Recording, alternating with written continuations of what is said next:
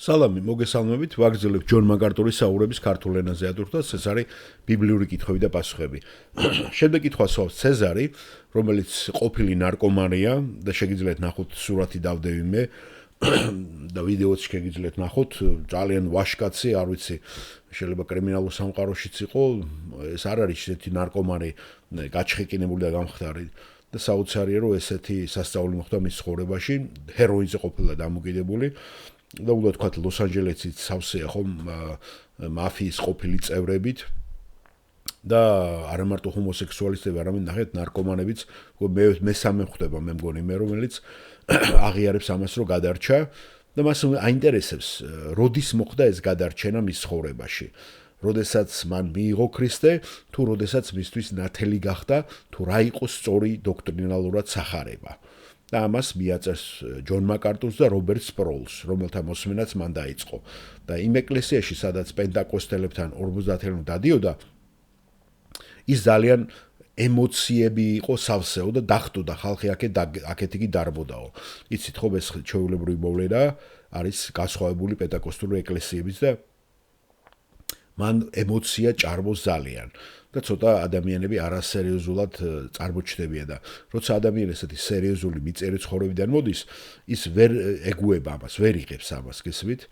მაგრამ როცა გონება ჩაერთვება, როცა მოусვეს შეგნებულ ადამიანებს, რომლებიც ახსნიან მარტივად, გასაგებად დოქტრინას, ისინი უკვე ერთვებიან გონებით და ნაყოფიერი ხდება მათი ჩართულობა უკვე მათ ხსნაში და სახარისებულ გზავილში. ეს ძალიან საყურადღება რო იცოდეთ. ასევე მართლმადიდებლობაში ძალიან ბევრი არ იცის თუ რისგან გადარჩა, რა არის ნამდვილი ქრისტიანობა და რატომ უნდა უხაროდეს და იცით, ბევრი დაღვრებილია იქა და თვითონ ილია მეორეც დატიროდა იესო ქრისტეს გადმოხსნას ჯვრიდან. ვერ გავიგიხარ, რაზე ტირის, ხო? მისტიროდა ალბათ თავის ცხოვრებას, თავის საბჭოთა ყოფას, რომ აღარა აქვს ის რაც ჰქონდა. ახალგაზრდობა კიდე. მოდით მოვუსმინოთ ცეზარს. გამარჯობათ პასტორო, მე ცეზარი მქვია. მე უბრალოდ მინდა ორიოდე სიტყვა ჩემი ხსნის შესახებ მოგაწოდოთ.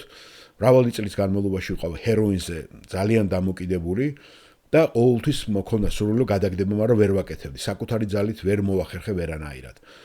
ეხლა ცოტა ემოციური ხდები, როცა ვლაპარაკობ და მაპატიეთ. არა უშავს, გააგრძელეთ ჯონ მაკარტურმა დააწყრა.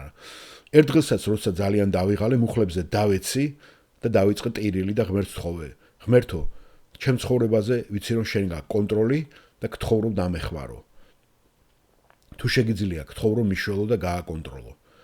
ტირილი დავიწყე და ეს დედაცემის სახლში მოხდა. ამის შემდეგ მე წავედი 1 წელი სამკურნალოდ ვიქტორია აუტრიჩ სახლში და იქ დამეხმარენ ამისგან ასევე განწმენდაში. მაგრამ მე ხვდებოდი რომ ჩემს ხსნას სულიერ ხსნას რაღაც აკლდა, რასაც მე ვერ ვიგებდი. ასე რომ პირველ პერიოდში ვეძებდი სადღაც ეკლესიებს და რამდენ ეკლესიაშიც მივედი, იქ ძალიან როგორ ვითხრათ ვერ გამაგებინეს ის თუ რა ხდებოდა ჩემ თავს და რა იყო ნამდვილად სულიერი ხსნა.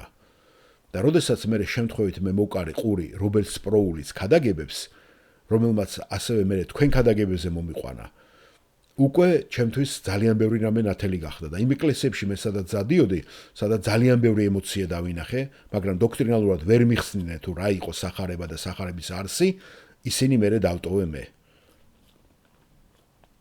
ის კი არა, გამიკვირდა კიდევაც უკვე იმ ქადაგებების მოსმენის შემდეგ, თუ ესენი რომელ ქრისტიანობას ქადაგებდნენ. მე დარწმუნებულიც არ ვიყავდი, გადარჩენილი ვიყავი თუ არა ამდენი ხნის განმავლობაში. და როდის გავხდი ქრისტიანი, აი ეს მაინტერესებს მე, რას ფიქრობთ? და გულწრფელად გძნობ, რომ მე ვარ ახლა ჭეშმარიტი ქრისტიანი.